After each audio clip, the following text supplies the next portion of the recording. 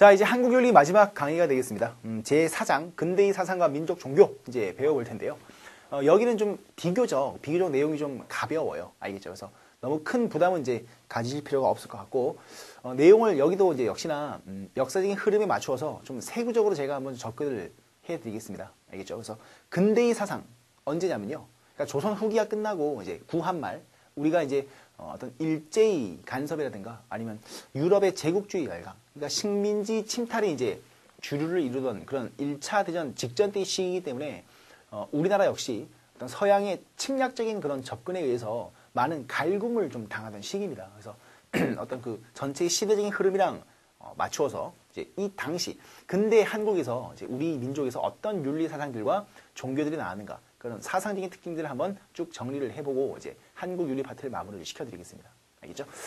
갑니다. 자, 어떻게 가볼까요? 역시나 타이틀을 달고 근대 한국 윤리 사상의 흐름 해보겠습니다. 우리 근대 한국.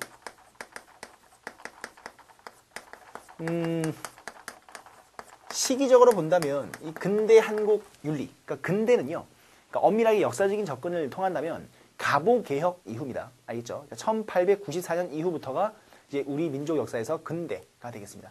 신분 제도가 이제 철저하게 폐지가 된 게 근대 한국이라고 부를 수 있는 그 시기가 갑오개혁 이후부터니까 이제 여러분들도 그렇게 좀 개념을 잡으시면 되고요.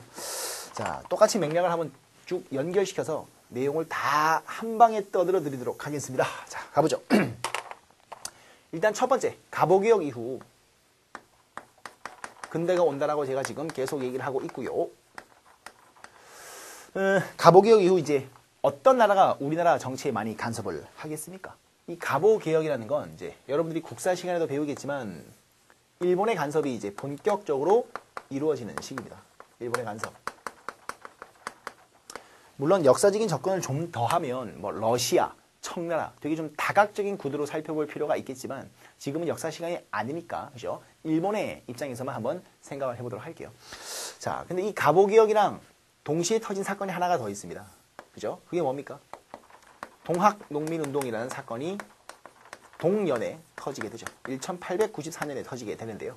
이 동학농민운동과 갑오개혁 이후 이제 근대가 오게 된다인데 일본의 어떤 간섭, 이게 일반적인 간섭이 아니죠. 그죠? 뭐를 목적으로 하고 있는 간섭입니까? 이거 뭐 다 아시죠? 그죠?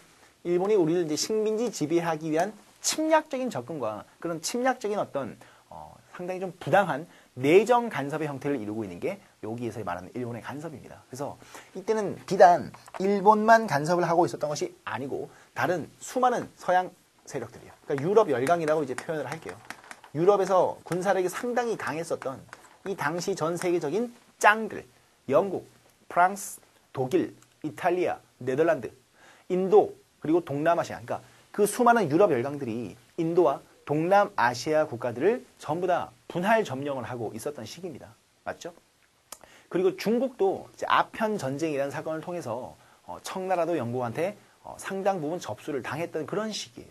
알겠죠? 그리고 이 당시 일본은 유럽 열강 중에서 영국, 그죠? 영국과 일본이 동맹을 맺습니다. 그게 이제 그 유명한 영일 동맹이 되고 일본도 상당히 이제 힘이 강해지는 국가로 이제 발돋움하게 되죠. 맞죠? 이 유럽 열강과 일본의 어떤 그런 침략적인 간섭에 대항하기 위해서 처음으로 나오는 사상이 바로 제가 이제 한번 언급을 했습니다. 뭡니까? 위정척사 사상이라는 것이 등장을 해요. 이제 위정척사론 이렇게 봐도 되고요. 다른 말로는 외양일체론 뭐 되게 많은 표현이 있어요. 네. 위정척사론, 외양일체론 이런 뜻이 있는데 일단 말부터 번역을 해드리면 위정척사는 아까 제가 설명을 했었죠. 바로 전 시간에. 그죠? 올바른 건 지키고 사악한 것은 배척한다. 그러니까 우리 것을 수호하고 지키겠다라는 입장이고요. 주로 이 입장은 어디 입장일까요? 바로 우리 조선의 성리학자들, 그죠? 그러니까 유생들의 입장이었던 겁니다. 그 흥선대원군을 정점을 하고 있다라고 이제 이해를 하면 크게 어렵지는 않을 거다. 제가 이제 얘기를 했습니다. 외양일체는 무슨 말이냐면요. 똑같아요. 외. 여기서 말하는 외는 외국. 그러니까 일본을 얘기하는 겁니다. 그다음 양. 이게 이제 양키들, 그죠? 서양 놈들을 얘기하는 거고요. 그래서 일본과 서양 놈들은 일체, 똑같은 하나의 몸뚱아리다라는 거죠. 그래서 일본과 서양도 별다른 바가 없고 우리 조선의 미래를 어둡게 하는, 그죠? 정말 그런 암적인 존재다, 나쁜 쉐이들이다, 절대로 그들과 수교해서는 안 된다라는 걸 외양일체론 이렇게 얘기를 해요. 대표적인 이런 이론들과 이런 사상을 가지고 있었던 성리학자들을 여러 명 있습니다만 소개를 시켜드리면 일단 가장 유명하셨던 분이 바로 최익현이라는 유생이었습니다. 당연히 양반이고 성리학자였겠죠. 그리고 뭐 이항로, 기정진, 뭐 사람들은 되게 많아요. 근데 이 최익현이라는 할아버지 이름은 좀 기억을 하실 필요가 있습니다. 알겠죠? 그래서 위정척사라는 건 우리 걸 무조건 지키겠다라는 것이고, 여기서 여러분들이 이제 이해해야 되는 올바른 것은 뭐가 되겠습니까? 조선의 기본적이고 근본적인 성리학적인 기본 질서가 바로 우리가 지켜야 될 것이 되는 거죠. 이해되겠어요? 그래서 이게 위정척사론의 입장이 됩니다. 자, 반면에 이런 위정척사, 우리 걸 지키자라는 입장만 계속 있었느냐? 아니었었죠. 맞죠? 거의 같은 시기에, 정말로 거의 같은 시기에 좀 눈이 일찍 든 위정척사하고는 정반대의 사고방식을 가지고 있었던 사람도 있었다고 했습니다. 그들을 묶어서 개화사상이라고 얘기를 했었죠.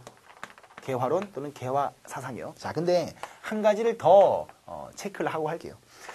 이 개화사상은요, 갑자기 등장한 것이 아니고요.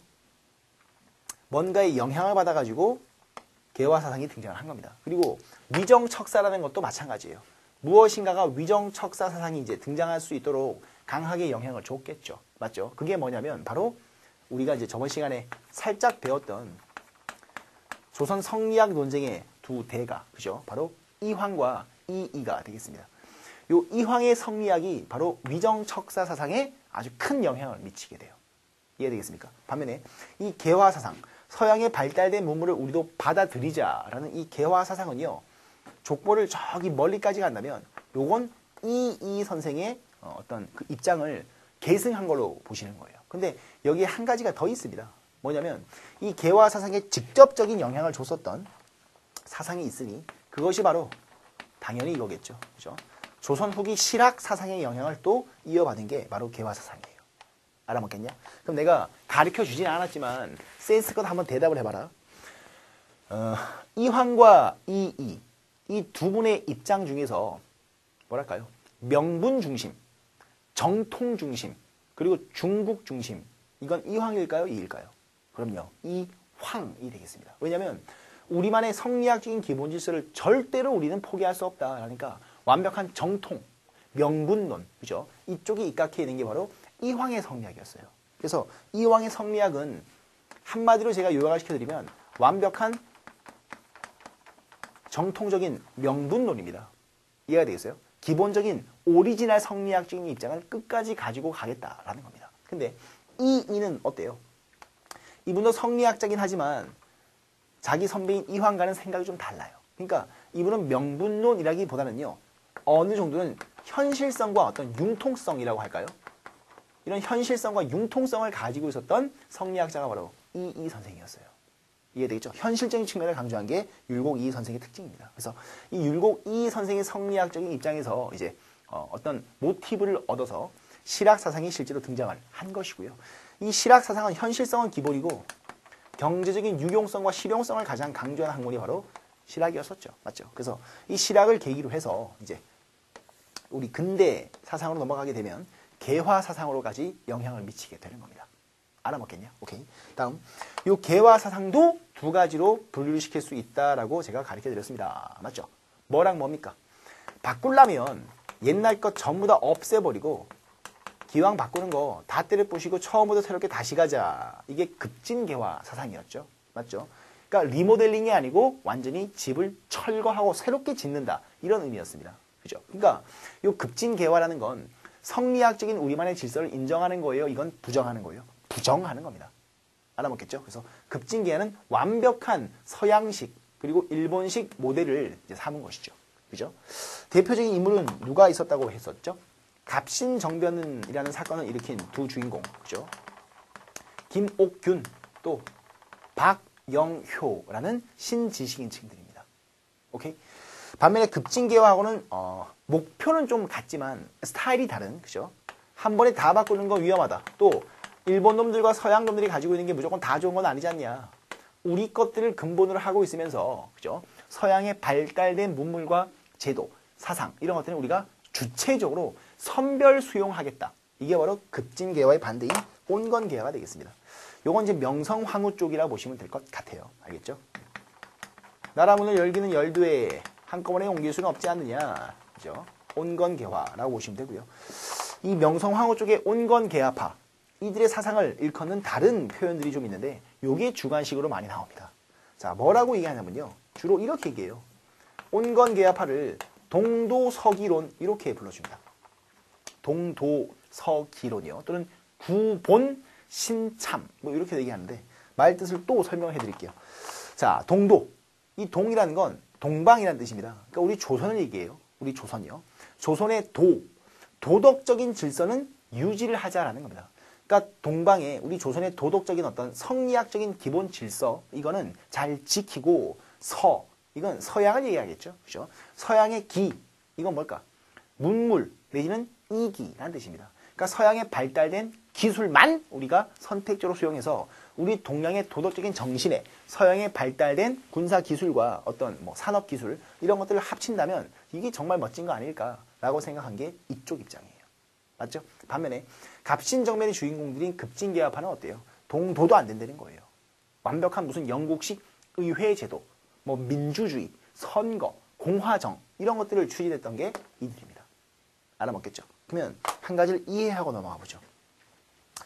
명성황후는 당연히 고종, 즉 우리나라 왕의 와이프십니다. 그죠? 국모세요. 근데 이분은 이쪽의 입장을 받아들일 수가 없습니다. 왜냐하면 이쪽의 입장을 받아들인다면 자기 남편인 고종은 뭐가 되는 겁니까? 그냥 일개 백성이 되는 거예요. 그죠? 찬성할 리가 없죠.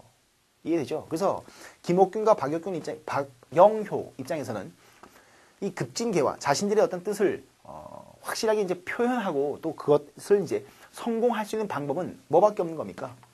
쿠데타밖에 없었던 거예요. 그래서 갑신년에 급작스럽게 정변을 일으키는 거죠. 맞죠?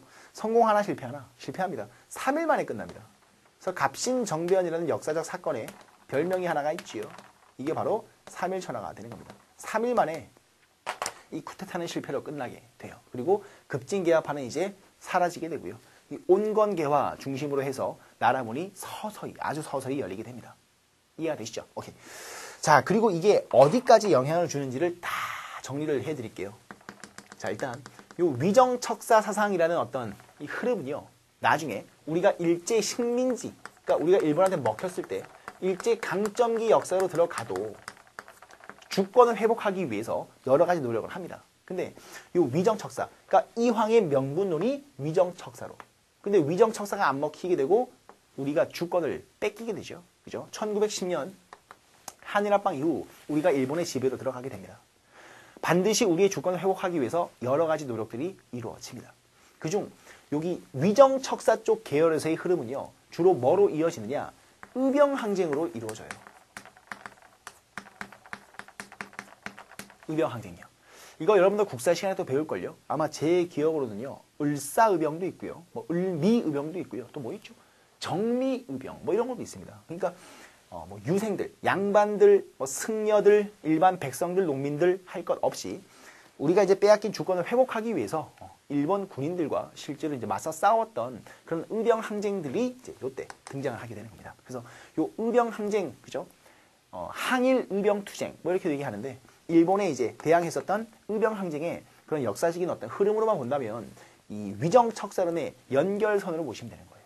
알겠죠? 자, 반면에 이 의병 항쟁과는 또 다른 방식으로 우리의 어떤 빼앗긴 주권을 회복하기 위한 방법으로 내세운 게 뭐가 있느냐? 계몽 사상이 있습니다. 애국 계몽 운동이라고 얘기해요. 제가 뉘앙스를 던져드릴게요. 이 의병 항쟁이라는 건 주로 어떤 식으로 우리가 빼앗긴 주권을 회복하자라고 주장하냐면 싸우자라는 겁니다.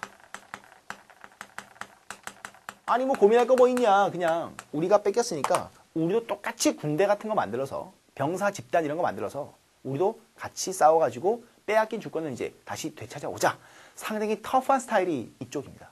반면에 이 계몽 운동이라는 건 뭘까요? 뻔하죠. 그죠? 우리가 지금 현재 맞서 싸워서 이길 수 있는 가능성은 없지 않냐. 현실적으로 좀 봐라. 라는 겁니다. 그럼 우리가 싸워서 이길 수 있는 힘이 지금 없으면 뭐 하면 돼요? 배워야죠. 그죠? 그래서 이 애국 계몽 운동이라는 건 주로 지식인 계층들, 그리고 눈이 좀 빨리 깬 신지식인들, 그리고 유학파 학생들, 이런 사람들이 이제 주를 이루어서 운동을 했던 게 계몽 운동입니다. 그러니까 이건 지식 투쟁인 거예요. 또는 발달된 기술, 이런 것들을 우리가 직접 배워와서 우리들도 힘을 기르자라는 거죠. 이해가 되겠습니까? 대표적인 계몽 운동 단체들 중에서 여러분들이 이제 배우시게 되는 게 뭐 독립협회, 기억나시죠? 뭐 보안회, 대한 뭐 자강회, 뭐 신민회인가요? 이런 수많은 그런 애국 계몽 운동 단체들, 독립 운동 단체들이 이제 많이 생깁니다. 알아먹겠죠? 그래서 뭔가 배워서 우리도 힘을 기르자라는 좀 브레인 쪽에 움직이려면 여기는요. 힘써 싸우자, 맞서 싸우자. 우리도 잃어버린 주권 다시 싸워가지고 전쟁에서 승리한 다음에 우리도 빼앗으면 되는 거 아니냐. 이런 식으로 이제 역사가 흘러가게 되는 겁니다. 알아먹겠죠? 오케이. 자, 마지막으로 이거와는 좀 별개로 이제 우리 민족의 유일한 종교라고 부를 수 있는 동학 사상을 이제 정리를 하면 한국 윤리 파트가 이제 마무리가 되겠습니다. 자, 이 동학이라는 건 다시 왼쪽으로 가면 이 동학 농민운동이라는 정말 엄청난 범국민적인 농민 항쟁에 구심점 역할을 했었던 종교 사상입니다. 근데 이 동학을 만드는 게 누구였냐? 몰락 양반 출신의 최재우 선생이라고 있다고 했었죠. 그리고 제가 교재에다가 이 몰락 양반 최재우의 인생을 쭉 에세이 형식으로 또 달아놓은 게 있습니다. 시간 나실 때 한번 읽어보세요. 재밌습니다. 알겠죠?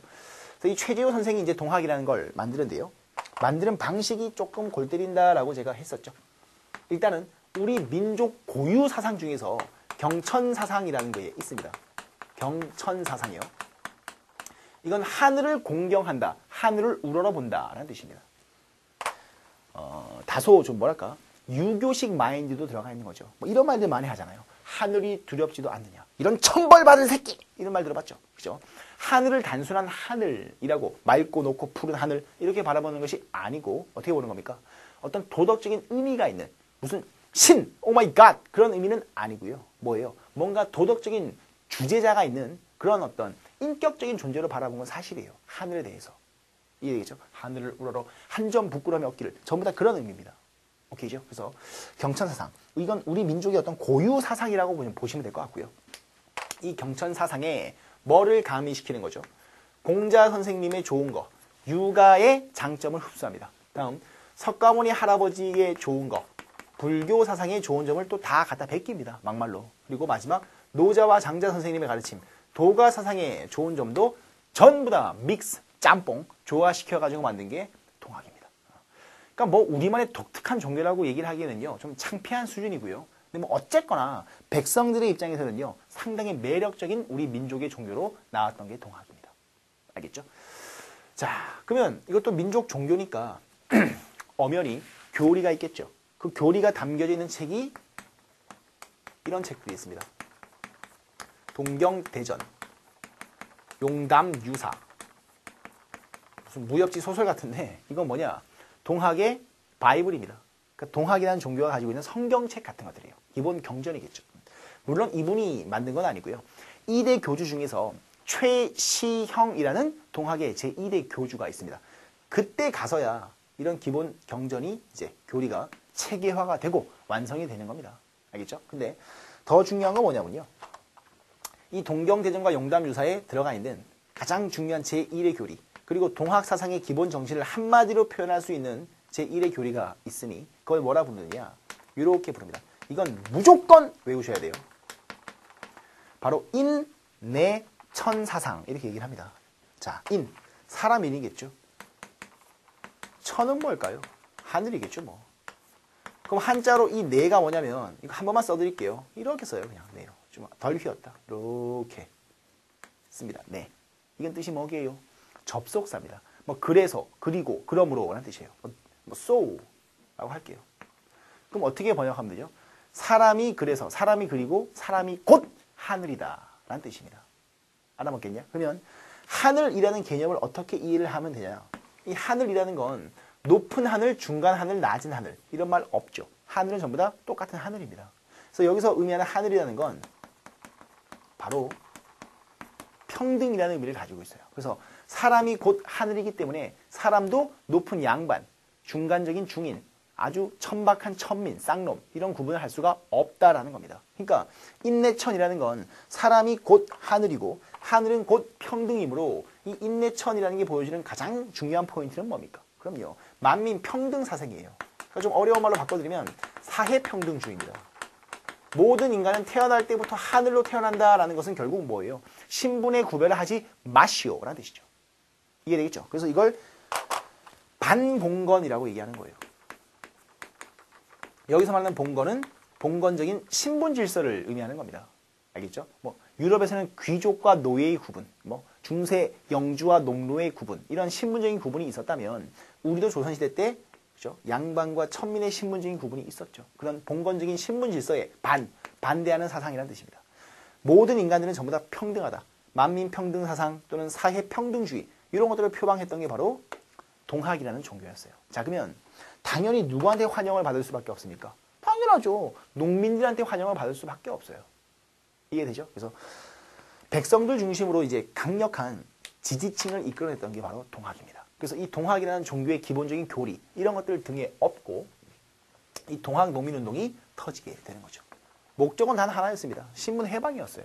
그리고 각종 탐관 오리들 다 때려 부시고 그리고 일본이 너무 심하게 간섭을 하다 보니까 일본에도 많이 이제 맞서 싸웠던 성격을 두 가지로 다시 한번 정리해드리면 신분 질서 없애줘, 썩어 빠진 탐관 오리들 다 죽여줘 라는 반봉건적인 특성과 함께 일본과 같은 쪽발이 싫어, 우리는 우리끼리 갈 거야 라는 반외세요. 외국 세력에 반대하는 반봉건, 반외세 이 두 가지의 특징이 바로 동학농민운동의 두 가지 목표였습니다. 결론은 둘 다 실패로 끝나죠. 청나라 군대하고 일본 군대가 너무 많이 들어와서 동학농민군들을 그냥 무차별 학살을 합니다.